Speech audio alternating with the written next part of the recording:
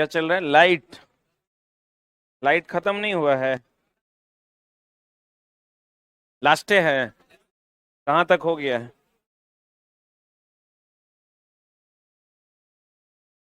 कुछ महत्वपूर्ण तथ्य में पढ़ाना था, आज खत्मे कर देंगे।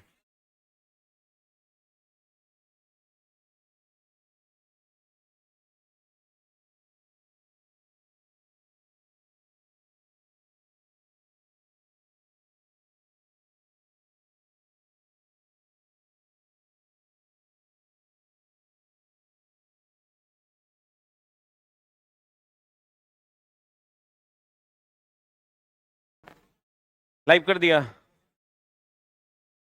शी तुम्हारी गर्मी लग रहा है, चला नन लग रहा है।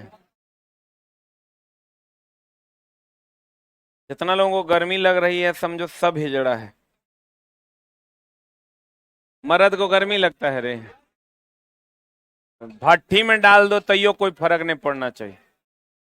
किसको किसको लग रहा है हाथ खड़ा करो। मर्द को चला गर्मी लगा है रे, नन लग रहा है।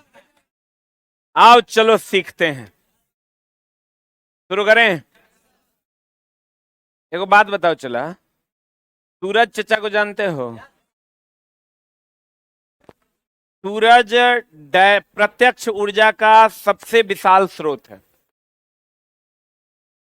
तुम लोग को अभी सूरज को गरियाता होगा कि साला कितना गर्मी दे रहा है। एक दिन के लिए अगर वो बंद हो जाए तो सारे जीव जंतु जो है दिक्कत में आ जाएंगे। अगर एक सप्ताह के लिए बंद हो जाए तो लोग मरना शुरू हो जाए, क्योंकि सबसे पहले तो पौधा खत्म हो जाएगा, क्योंकि वो प्रकाश संश्लेषण नहीं कर पाएगा। आप प्रकाश संश्लेषण नहीं कर पाएगा तो हर बैगन आलू सब बंद हो जाएगा। धीरे धीरे धीरे धीरे चावल दाल गेहूं सब बंद हो जाएगा, तो पानी पी के नहीं न रहेगा। तो चला, इसलिए सूरज का होना जरूरी है। सूर्य डायरेक्ट ऊर्जा यानी प्रत्यक्ष ऊर्जा का सबसे विशाल स्रोत है, और यह किसी के भरोसे नहीं चमकता है, इसकी खुद की चमक होती है। जैसे चंद्रमा ले लो, ये किसी के भरोसे चमकता है, अगर खुद के कोनो औकात नहीं। अब देखो, सूर्य से, कहां से? सूर्य से पृथ्वी को प्राप्त ऊर्जा की दर कितना है? 4 × 10⁻26 जूल पर सेकंड। ये कितना ज्यादा हो गया से समझ लो। 10⁵ हुआ तो 1 लाख हुआ, 6 हुआ तो 10 लाख हुआ, 7 हुआ तो 1 करोड़, 8 हुआ तो 9, 10, 11, 12, 13, 14, 15, 16, 17, 18, 19, 20, 21, 22, 23, 24, 25, 26। इतना ऊर्जा हम लोग ग्रहण करते हैं। ये ऊर्जा समझो कहीं मिलेगा? अरे मुफ्त में मिल रहा है। खाली हम लोग बदमाशी क्या कर रहे हैं ना, कि हम लोग चला कार्बन डाइऑक्साइड का उत्सर्जन ज्यादा कर दिए, मनुष्य की संख्या ज्यादा हो गई, तो हम लोगों को इसीलिए गर्मी ज्यादा लगता है। वो जैसे जितना ऊष्मा वो दे रहा था पहले, उतने ऊष्मा अभी भी दे रहा है। खाली हम लोग बदमाशी शुरू कर दिए, तो हम लोग बदमाशी शुरू कर दिए तो कार्बन डाइऑक्साइड का उत्सर्जन ज्यादा होने लगा, तो हम लोगों को चला गर्मी ज्यादा लगने लगा। ठीक है, अगर हम ऐसा चाहते हैं कि ऐसा ना हो आगे, तो हम थोड़ा पहले भी बताए हैं कि हम दो हमारे आधा। तो पृथ्वी, सूर्य से पृथ्वी को प्राप्त ऊर्जा की दर है चला कितना जूल पर सेकंड। अब तो जैव प्रकाश स्रोत, बायो एल्यूमिनेशन सोर्स, वैसे जीव जो प्रकाश का उत्सर्जन करते हैं, जैसे कौन? जुगनू। एक होता है प्रदीप्त पदार्थ, एक होता है अप्रदीप्त पदार्थ। प्रदीप्त पदार्थ जिसकी खुद की रोशनी हो, अप्रदीप्त पदार्थ जिसकी खुद की रोशनी ना हो। बोलो रे, तो सूरज प्रदीप्त है, चंद्रमा अप्रदीप्त है। क्या है? कहते हैं ऐसे जीव जो प्रकाश का उत्सर्जन करते हैं, जैसे कौन? जुगनू। उसको हम लोग जय प्रकाश स्रोत कहते हैं। चंद्रमा क्या है? अप्रदीप्त के प्रदीप्त, क्योंकि ये दूसरे से रोशनी लेकर चमकता है। चंद्रमा अप्रदीप्त पिंड है क्योंकि इसका स्वयं का प्रकाश नहीं है, यह सूर्य के प्रकाश से प्रकाशित होता है। फिर है कॉम्पटन प्रभाव। कॉम्पटन प्रभाव का नाम सुने हो? Compton effect. कौन इफेक्ट? कॉम्पटन इफेक्ट क्या है? चला, जैसे प्रकाश के कण गुण को साबित कौन करता है? प्रकाश विद्युत प्रभाव। बोलन रे। वैसे ही कॉम्पटन इफेक्ट भी प्रकाश के कण गुण को साबित करता है। कौन गुण को? प्रकाश के कण प्रकृति के आधार पर कॉम्पटन इफेक्ट की व्याख्या की जाती है। ये वही बात ही कहता है प्रकाश एक प्रकार का कण है। सूर्य से पृथ्वी तक प्रकाश पहुंचने में कितना सेकंड लगता है? 500 से, यानी 8 मिनट 20 सेकंड। कितना मिनट कितना सेकंड? 8 मिनट 20 सेकंड लगता है। किसको कहां से कहां तक पहुंचना? सूर्य से पृथ्वी तक पहुंचने में लगभग 500 सेकंड, अर्थात 8 मिनट 20 सेकंड। एक क्वेश्चन पूछा था, बताओ सूर्य की उष्मा पृथ्वी तक पहुंचती है कितना देर में? तो पहले ऑप्शन था 8 मिनट, लड़का अनाधुन मार दिया। लास्ट ऑप्शन था 8 minute 20 second. 8 minute 20 second. 20 second के चला वैल्यू है, 1 सेकंड में प्रकाश 3 गुना 10 पर पावर 8 मीटर चल जाता है, तो 20 सेकंड कोनो वैल्यू नहीं है। तो कहते हैं प्रकाशीय तंतु, ऑप्टिकल फाइबर हम आपको पढ़ा चुके हैं, याद है? ऑप्टिकल फाइबर हम आपको पढ़ा चुके हैं। क्या पढ़ाए हैं बताइए? जब प्रकाश को आपतित करवाया जाता है तो ये उसी माध्यम में लौट जाता है। उसी माध्यम में लौट जाता है। इसी को हम लोग ऑप्टिकल फाइबर कहते हैं। क्या कहते हैं? चला, ऑप्टिकल फाइबर। जिस माध्यम से प्रकाश जाता है उसी माध्यम में लौट जाता है।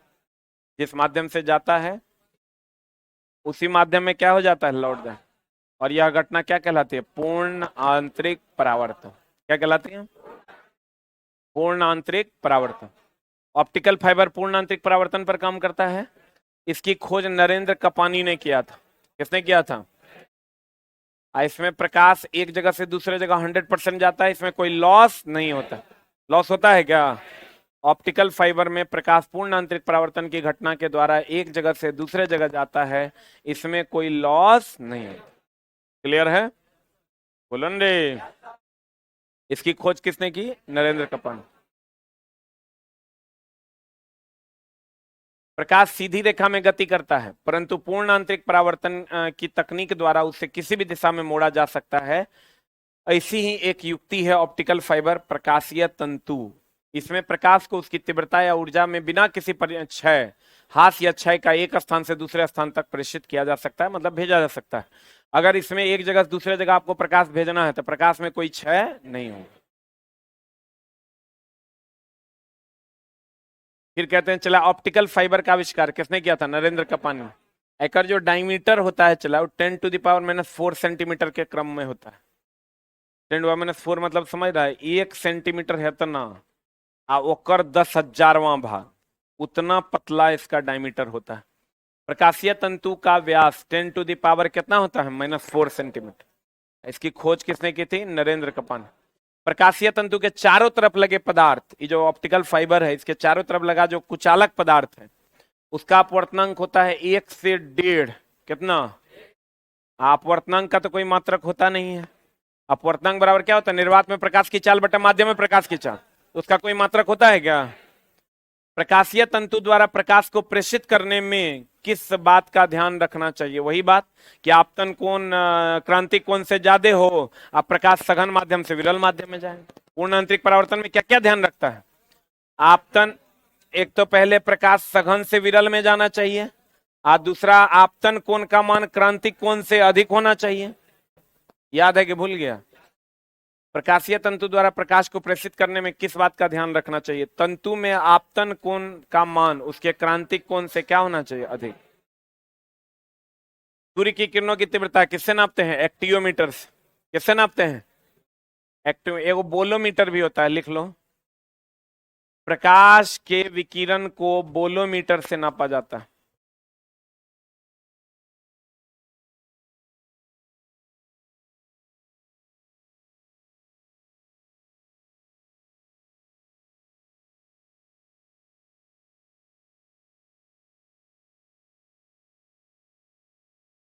प्रकाश के विकिरण को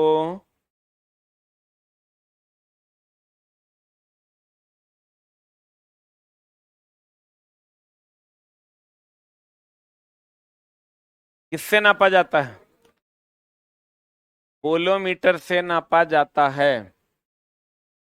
पोलोमीटर लिख दें क्या? पोलोमीटर। बताओ, टेलीविजन में प्राथमिक रंग से ही ना सब रंग बनता है। प्राथमिक रंग कौन कौन है? लाल, हरा और नीला। टेलीविजन में लाल, हरा और नीला रंगों के प्रयोग से विभिन्न रंग प्राप्त किए जाते हैं। पेंटिंग रंगों में भी प्राथमिक तौर पर किसका किसका उपयोग करते हैं? लाल, हरा और नीला।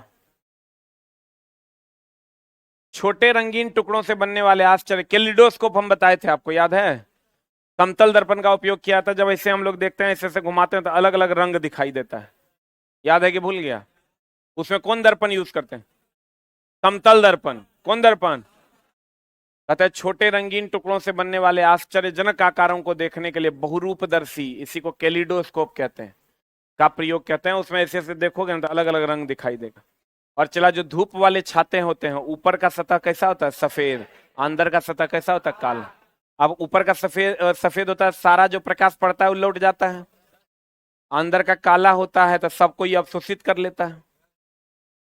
जो इधर का गर्मी रहता है सबको क्या कर लेता है? अवशोषित कर। ऊपर में सफेद रहता है, जो प्रकाश आता है वो क्या हो जाता है? लौट जाता है। लेकिन दैनिक जीवन में हम लोग ऐसे छाते देख नहीं पाते हैं। काहे नहीं देख पाते हैं? क्योंकि हम लोग बरसात वाला छत्ता को ही सब महीना यूज कर लेते हैं। करते हैं कि नहीं? जबकि ऐसा होना नहीं चाहिए। जो इस सब जगह पे हम लोग बैठ भी तो नहीं सकते हैं। हम लोग को चला बिहार में रहना है, बिहार में ये सब दृश्य तुमको देखने को मिलेगा। ये पानी एकदम आ रहा है, बैठे हुए हैं, मतलब एनआईटी घाट 34 गो नाला ओकरा में बह के मिलता है। चला, समुद्र के किनारे एक बार हम गए थे वहां चेन्नई, तो हम सोचे कि साला सबसे महंगा होटल में रूम लिया जाए। हमारा अब कौन समस्या है? सबसे महंगा होटल तो सर्च किए तो ताज था। चेन्नई में भी ताज है, मुंबई में भी ताज है, चेन्नई में दो का ताज है।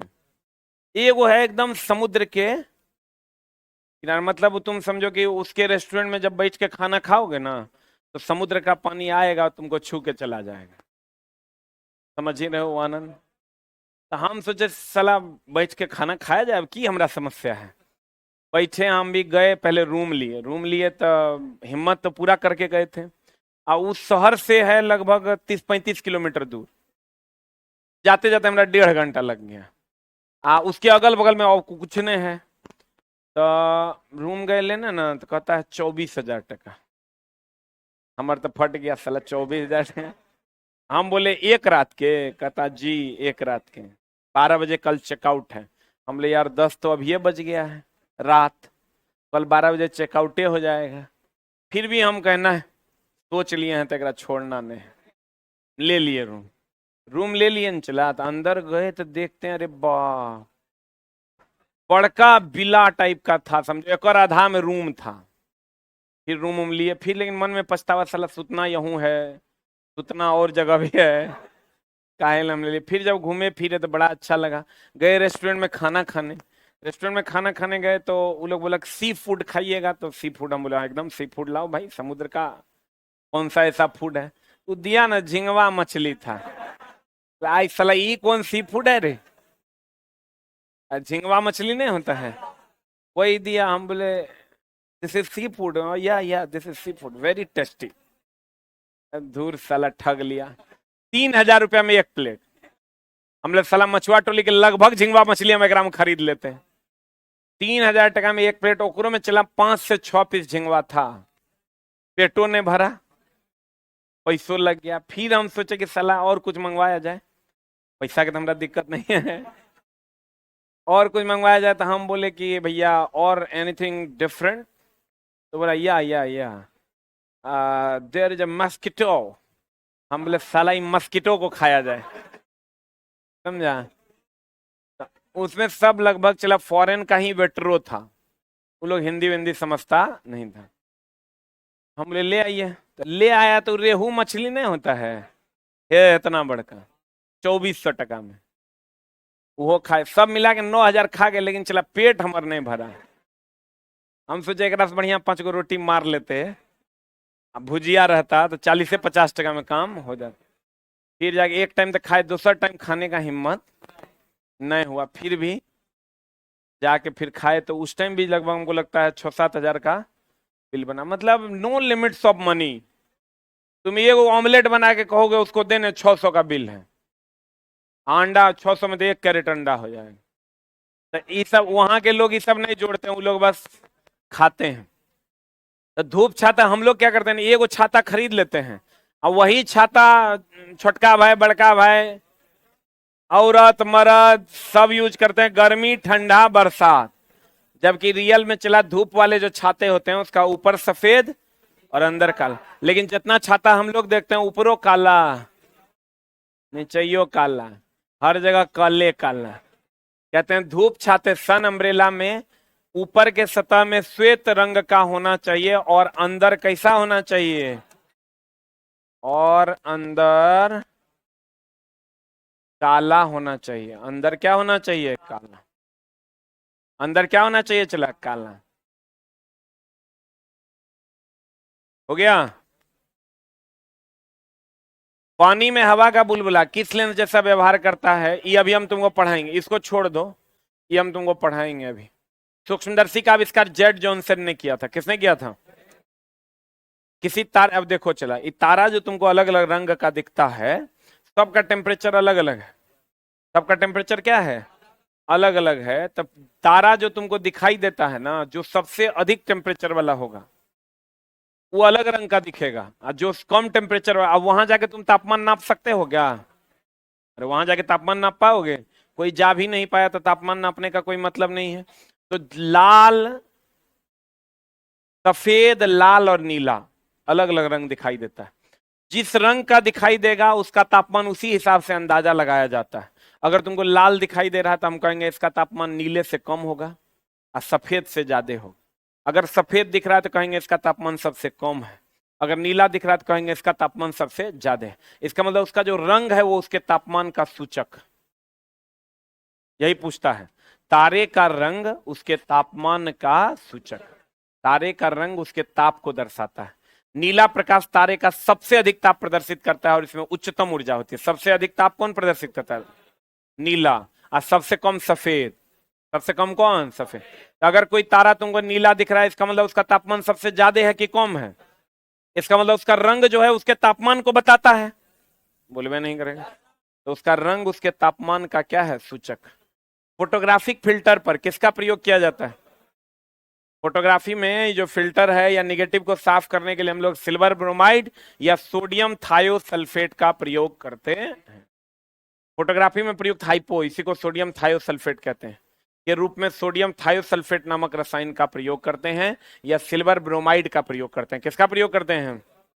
धूप चश्मा जो होता है वो सिल्वर ब्रोमाइड का बना होता है जिसका पावर 0 डायोप्टर होता है। लिख लो, धूप चश्मा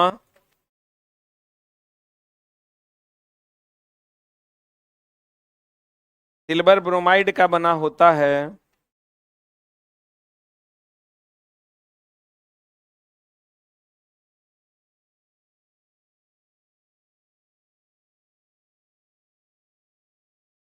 किसका बना होता है? सिल्वर ब्रोमाइड का बना होता है और उसका पावर, धूप चश्मा में कोनो पावर ना होता है, और उसका पावर 0 डायोप्टर होता है। उसका पावर कितना डायोप्टर होता है? 0 डायोप्टर होता है।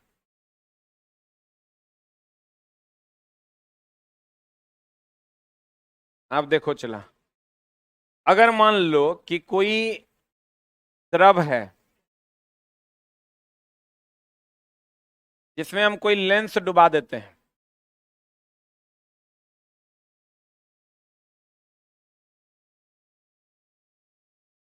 माध्यम का अपवर्तनांक म्यू एम है और लेंस का अपवर्तनांक म्यू एल है। माध्यम का अपवर्तनांक क्या है? Mu m. लेंस का अपवर्तनांक क्या है? Mu m. बोलो हाँ या ना।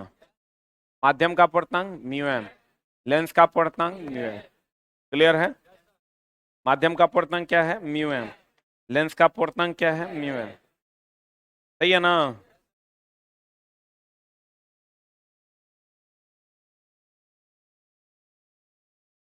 देखो, एक कंडीशन जो किताब में है उसी के हिसाब से हम लोग भी कंडीशन का ऑर्डर रखते हैं। पहला कंडीशन है mu l greater than mu m. Case 2 है mu l greater equal to mu m. Case number 3 है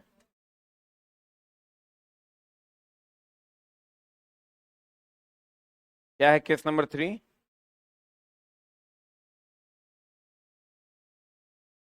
केस नंबर 3 है चला mu l less than mu m. इसका मतलब समझे हो? अपवर्तनांक तो हर वस्तु का होता है। हर वस्तु का क्या होता है? अपवर्तनांक अलग अलग होता है। जिसकी जिसकी सघनता ज्यादा उसका अपवर्तनांक ज्यादा, जिसकी सघनता कम उसका अपवर्तनांक कम। इसमें डाउट है क्या? जब mu l is greater than mu m हो तो इसमें लेंस की फोकस दूरी बढ़ जाती है। फोकस दूरी बढ़ जाएगी तो P बराबर 1/f ना होता है। फोकस दूरी बढ़ जाएगी चला तो F बढ़ेगा तो P क्या होगा? पावर घट जाता है। ठीक है।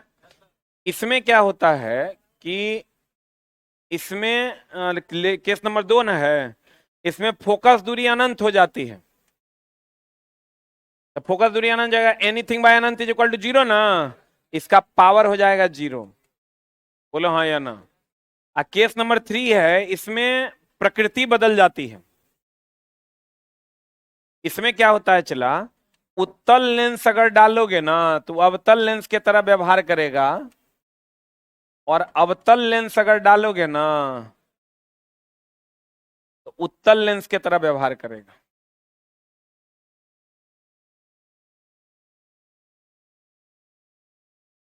उत्तल डालोगे तो अवतल की तरह व्यवहार करेगा, और अवतल डालोगे तो उत्तल की तरह। इसमें क्या होगा चला कि फोकस दूरी बढ़ेगी, पावर घटेगा, प्रकृति नहीं बदलेगी। क्या नहीं बदलेगी? यानी उत्तल उत्तले रहेगा, अवतल अवतले रहेगा। केस नंबर 2 में क्या होगा, फोकस दूरी अनंत हो जाएगी, पावर कितना हो जाएगा? 0। फोकस दूरी अनंत, पावर 0। पावर 0 हो जाएगा, लेंस रहेगा वो कि कांच का टुकड़ा हो जाएगा? लेंस रहेगा तो उसका पावर होबे करेगा। अगर कांच का टुकड़ा हो जाएगा तो पावर क्या हो जाएगा? 0। यहाँ लेंस क्या बन जाएगा चला? कांच का टुकड़ा। कांच का टुकड़ा जो है ना, पानी में अगर डाल दोगे तो पता नहीं चलेगा तुमको। कांच का टुकड़ा पानी में डाल दो, पता नहीं चलेगा। अगर लेंस में पावर है तो पानी में डालोगे तो शीशा पता चलेगा, और नहीं तो पानी में डाल दोगे वो भी पारदर्शी भी पारदर्शी, पता नहीं चलेगा। इसमें क्या होगा चला, प्रकृति बदल जाएगी। उत्तल लेंस अवतल लेंस के जैसा, और अवतल लेंस उत्तल लेंस के जैसा। देखो बात बताओ, पानी में जो हवा का बुलबुला होता है, ये पानी है। पानी का अपवर्तनांक हो गया म्यू माध्यम इज इक्वल टू 1.33। पानी का अपवर्तनांक कितना? 1.33। हवा का बुलबुला है, ये लेंस के जैसा व्यवहार करेगा, म्यू एल। ये हो जाएगा 1.00 या 8, बोलो रे, या 1.003 या 1 मान लो। ये कौन कंडीशन में देखो तो जा रहा है? अरे mu l less than mu m है। म्यू एल छोटा ना है, म्यू एम बड़ा। तीसरा कंडीशन में जा रहा है। इसका मतलब उत्तल अवतल के जैसा और अवतल उत्तल के जैसा व्यवहार करेगा। इसका मतलब पानी में जो हवा का बुलबुला है, देखो तो कौन लेंस के जैसा लगता है? कैसा दिखता है? उत्तल के जैसा। लेकिन ये जो जैसा दिखता है वैसा व्यवहार करता है? तो कहेगा पानी में हवा का बुलबुला उत्तल लेंस के जैसा दिखता है और अवतल लेंस के जैसा व्यवहार करेगा। जो जैसा दिखता है वैसा व्यवहार नहीं करता। तो पानी में हवा का बुलबुला किस लेंस के जैसा दिखता है?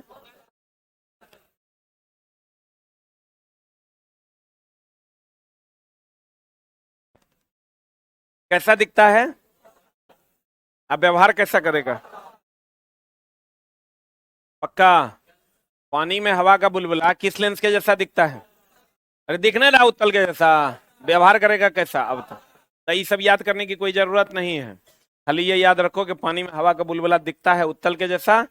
अब व्यवहार कैसा करेगा अवतल के? सही कि गलत? जब लेंस का अपवर्तनांक ज्यादा हो, माध्यम का कम हो, तो फोकस दूरी बढ़ेगा, पावर घटेगा ना। पावर घटेगा और प्रकृति नहीं बदले। आज जब mu l is equal to mu m हो, फोकस दूरी अनंत, पावर 0, तो कांच का टुकड़ा के जैसा व्यवहार करेगा, पानी में दिखाई नहीं देगा। और जब mu l less than mu m हो तो उत्तल अवतल के जैसा, अवतल उत्तल के जैसा, अर्थात लेंस की प्रकृति बदल जाएगी कि वही रहेगी? क्या हो जाएगी? माध्यम बदलने पर लेंस की क्षमता और फोकस दूरी पर प्रभाव। माना कि लेंस का अपवर्तनांक म्यू एल है, माध्यम का अपवर्तनांक म्यू एम है, mu l is greater than mu m, lens की फोकस दूरी बढ़ जाती है। इस स्थिति में लेंस की फोकस दूरी क्या हो जाती है? तो फोकस दूरी बढ़ेगी तो पावर क्या होगा? इसकी क्षमता घट जाती है। इस स्थिति में लेंस की प्रकृति क्या रहती है? अपरिवर्तित रहती है। जब mu l is equal to mu m हो, इस स्थिति में लेंस की फोकस दूरी अनंत हो जाती है तथा क्षमता घट जाती है। कितनी हो जाती है? शून्य। इस स्थिति में लेंस कांच के टुकड़े की तरह व्यवहार करता है तथा इससे द्रव में लेंस को डुबोने पर लेंस दिखाई नहीं देता है। केस नंबर 3, इस स्थिति में mu l is less than mu m, इस स्थिति में प्रकृति विपरीत हो जाएगी, अर्थात उत्तल लेंस अवतल लेंस के जैसा व्यवहार करेगा तथा अवतल लेंस उत्तल लेंस के जैसा व्यवहार करेगा। यही कारण है कि पानी में डूबा वायु का बुलबुला अवतल लेंस की तरह व्यवहार करता है, क्योंकि पानी का अपवर्तनांक वायु से अधिक। पानी का जो अपवर्तनांक होता है वो वायु से क्या है? अधिक। लिख लो एक लाइन क्लियर। पानी में हवा का बुलबुला, पानी में हवा का बुलबुला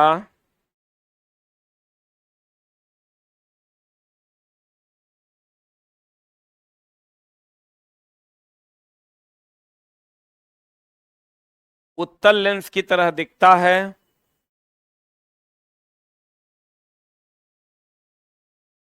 उत्तल लेंस की तरह दिखता है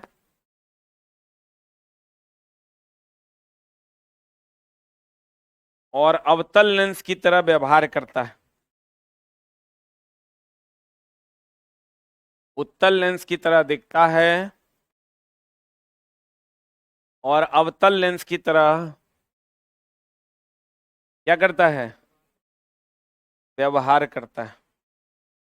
कैसा दिखता है? अब व्यवहार कैसा करता है? अवतल। सही है ना? अब देखो चला एक और फॉर्मूला। यदि किसी लेंस का फोकस दूरी वायु में कितना हो? एफ ए, अब माध्यम में कितना हो? F M. तो फॉर्मूला होता है माध्यम में फोकस दूरी बराबर लेंस का अपवर्तनांक -1 बटा लेंस का अपवर्तनांक बटा माध्यम का अपवर्तनांक -1 इंटू एफ ए। इसका सारा वैल्यू दिया हुआ रहता है, लेकिन ऐसा कोई क्वेश्चन पूछता नहीं है, इसलिए हम इस पर बहुत ज्यादा फोकस नहीं करते हैं। आपको दे देगा कि माध्यम में अपवर्तनांक क्या होगा। अगर वायु में अपवर्तनांक कितना है, लेंस में इतना, माध्यम में फोकस दूरी कितना होगा। अगर हवा में फोकस दूरी इतना है, लेंस का अपवर्तनांक इतना है, माध्यम का इतना, सबका वैल्यू पुट कर देना, you will get the answer. But इसका सवाल अभी तक पूछा नहीं है। अब देखो कुछ चीजों को हम थोड़ा और विशेष जानकारी तुमको दे रहे हैं अपवर्तनांक के बारे में, खास करके आवर्धन क्षमता के बारे में। किसके बारे में चला? एक बार और बढ़िया से देख लो, चूंकि इसका सवाल आएगा और तुमसे बनेगा नहीं। बढ़िया से समझ लोगे तो बन जाएगा। एम बराबर फॉर्मूला होता है -v/u, height of the image बटा हाइट ऑफ द ऑब्जेक्ट। ये होता है चला दर्पण के लिए। किसके लिए? और m बराबर फॉर्मूला होता है v/u, height of the image बटा हाइट ऑफ द ऑब्जेक्ट। ये होता है किसके लिए? लेंस के लिए। रुक जा। वस्तु या प्रतिबिंब की ऊंचाई कभी निगेटिव नहीं होगा। वस्तु या प्रतिबिंब की ऊंचाई निगेटिव होगा कि नहीं होगा? नहीं होगा। जल्दी लिख।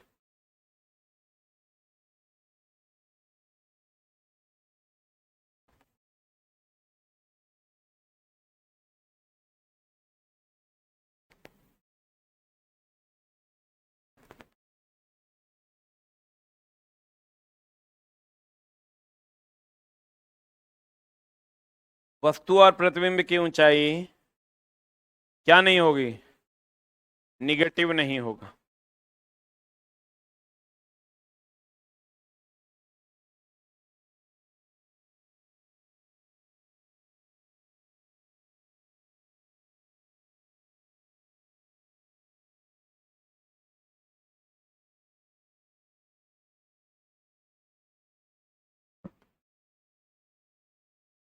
वस्तु और प्रतिबिंब की ऊंचाई क्या नहीं होगा रे? निगेटिव नहीं होगा।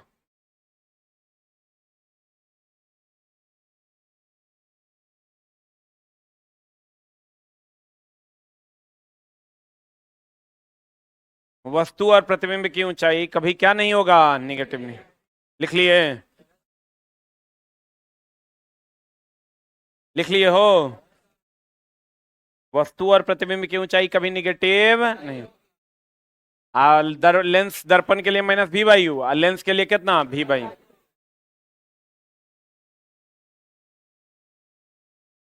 m का मान अगर 1 से कम है तो वस्तु छोटा कि बड़ा? हाँ, प्रतिबिंब छोटा कि बड़ा? पहले भी पढ़ाए हैं। प्रतिबिंब छोटा 1 के बराबर है, जब v/u भी दोनों बराबर हो जाएगा तो एक के प्रतिबिंब बराबर ना हो जाएगा। तब प्रतिबिंब बराबर 1 से कम है, हाँ 1 से बड़ा है, तब प्रतिबिंब कैसा बनेगा? बड़ा कि छोटा? बड़ा कि छोटा? 1 से कम है तो प्रतिबिंब छोटा, 1 के बराबर है प्रतिबिंब बड़ा, 1 से बड़ा है प्रतिबिंब बड़ा। हाँ कि ना? जल्दी लिख। लिख लिया है, एक बार और लिख।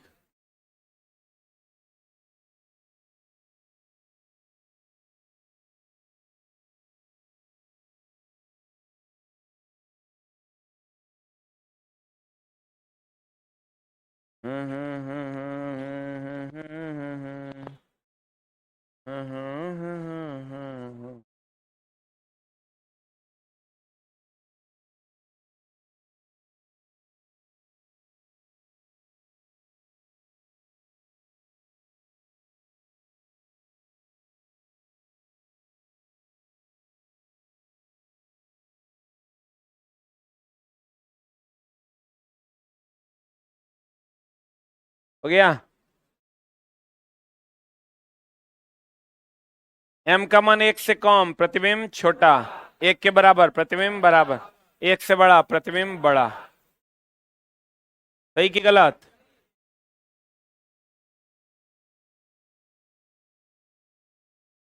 सही है ना? 1 से कम तो प्रतिबिंब छोटा, 1 से बड़ा तो प्रतिबिंब बड़ा, 1 के बराबर प्रतिबिंब बराबर। क्लियर है? कॉम्पटन प्रभाव कण गुण की व्याख्या करता है कि तरंग? आप प्रकाश विद्युत प्रभाव भी कण गुण का। यंग ने व्यतिकरण का सिद्धांत दिया था, तरंग गुण को साबित किया था। बोलो रे।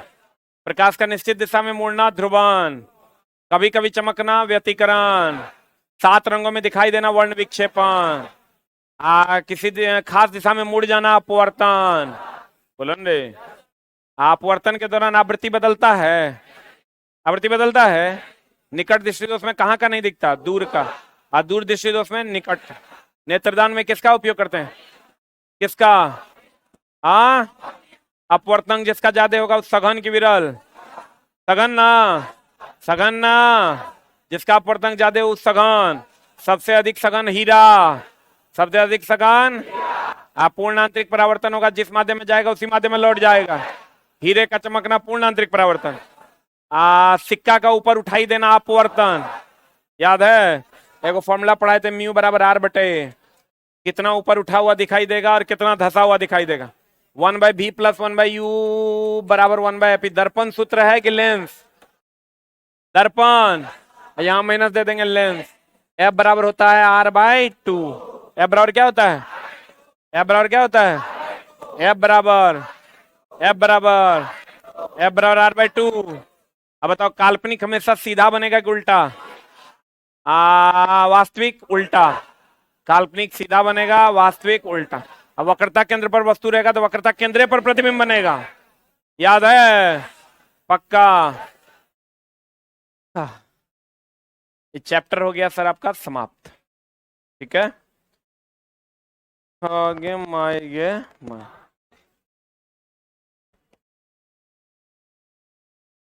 इसका चला क्वेश्चन कैसे करेगा बताते हैं हम। क्वेश्चन हम ऑलरेडी डिस्कशन करवा चुके हैं एक दो बैच में, वीडियो अवेलेबल है।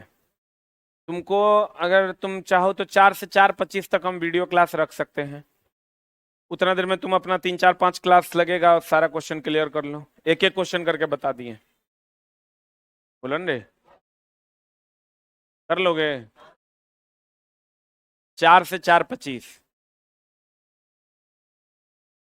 क्योंकि चला बहुत लंबा चल जाएगा फिर मामला, क्लास उसमें बहुत ज्यादा है। हम सारा क्वेश्चन 1 नंबर से लेके लास्ट नंबर तक हम करवाए हैं।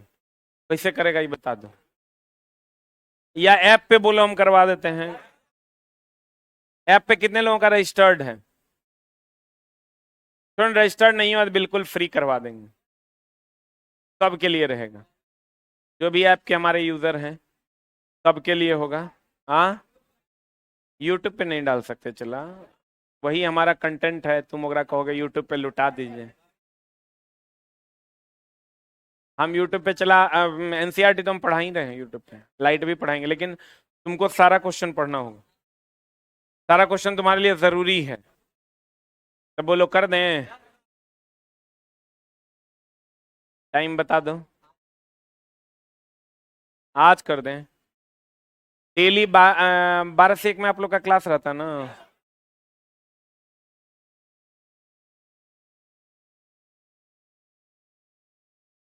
सबका अलग अलग टाइम पे क्लास रहता है।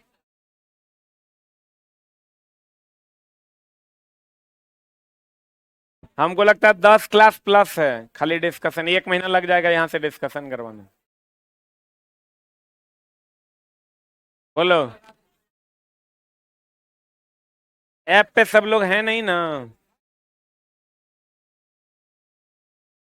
अरे अब सब कोर्स में कैसे डालेंगे? तुम्हारे कोर्स में ही ना डालेंगे। रात में, रात में तो अभी 9 से 10 चलेगा काउंटडाउन।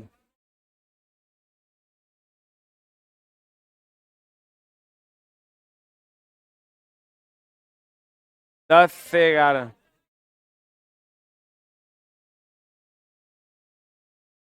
चला यहां से खाली क्वेश्चन डिस्कशन करवाएंगे ना तो 15 क्लास लगेगा। 1 महीना, 1 महीना जोड़ लो, खाली अभी यहां से क्वेश्चन डिस्कशन चल।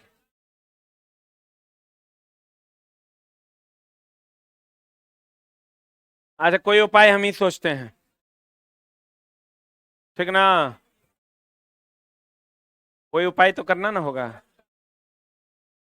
कुछ करते हैं। हाँ,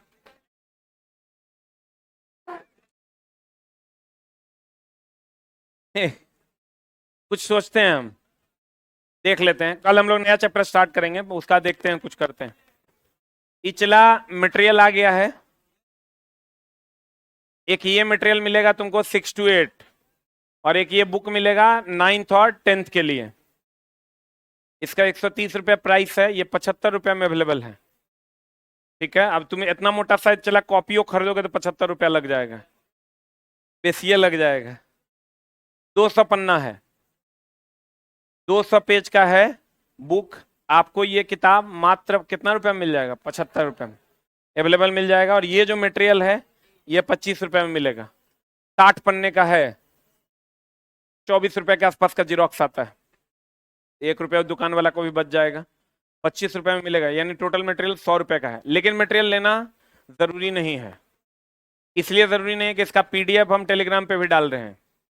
जिसको लगे कि नहीं मोबाइल से देख देख के पढ़ लेंगे, उसको मटेरियल लेने की कोई आवश्यकता नहीं है। बहुत लोग होते हैं जिसका आदत होता है कि नहीं हम मोबाइल से देख देख के पढ़ लेंगे, एक बार वीडियो देखेंगे और एक ही बार में क्वेश्चन देखेंगे, या उस टाइप से तुम कॉपी में नोट करना चाहता है, वो तुम्हारा मन है, देख लो। अगर चूंकि मेरा काम है चला मटेरियल सिर्फ अवेलेबल करवाना, मेरा बुक बेचने में कोई इंटरेस्ट नहीं है। इसलिए इंटरेस्ट नहीं है क्योंकि इसमें हमको बच नहीं रहा है, पैसे नहीं बच रहा है तो काहे इंटरेस्ट रहेगा। तो लेकिन हम इसलिए देना चाहते हैं कि तुम्हारी थोड़ी सी मदद हो जाएगी, तो मेरा भी बड़ाई करेगा तो मेरा दूसरा बैच सब में एडमिशन आएगा, जो जेन्युइन बात है। इस बुक से 20 टका कमाने से बढ़िया है कि 10,000 का एडमिशन गिरा ले तुरंत से। इसमें क्या समस्या है भाई? काम करेंगे या तुम, कोई तुमको अच्छा समोसा बना के खिलाएगा तो तुम उसके पास कस्टमर भेज दोगे, इसमें समस्या क्या है? दुनिया ऐसे ही चलता है। तो अगर तुमको कोई अच्छे से सेवा देगा तो तुम कहोगे नहीं रे होकर होटल में चल जाओ, बढ़िया मानता है। तुमको अगर ये पॉलिटिक्स तुम सोच रहा है फिर दोसर को भेजें, इसलिए तुम हमको बढ़िया से खिलाया है। आई साला बढ़िया से खिलाए तो यो समस्या, और नहीं खिलाए तो यो समस्या। नहीं खिलाएगा कर रहे फिर केकरो आने देंगे। सब बात में निगेटिव नहीं होना है। हम तुमको मटेरियल ये भी अवेलेबल करवा दिए हैं दोनों ऑनलाइन वालों। ये 6 to 8 वाला मटेरियल जो है आपको टेलीग्राम पे मिल जाएगा कल तक, और ये आप ऑर्डर कर लीजिए बुक। जब तक ये खत्म होगा, पहले यही शुरू होगा, जब तक ये खत्म होगा तब तक ये पहुंच जाएगा ऑनलाइन वालों तुम्हारे पास। आज जिसको नहीं लेना हो नहीं भी ले सकते हैं, कोई दिक्कत नहीं है, हमारे तरफ से कोई फोर्स नहीं है। और ये क्लास मंडे से स्टार्ट हो रही है, टाइम है 9:15 रात में, ठीक है। उम्मीद करेंगे कि आप लोग इस क्लास का आनंद लीजिएगा। Thank you very much.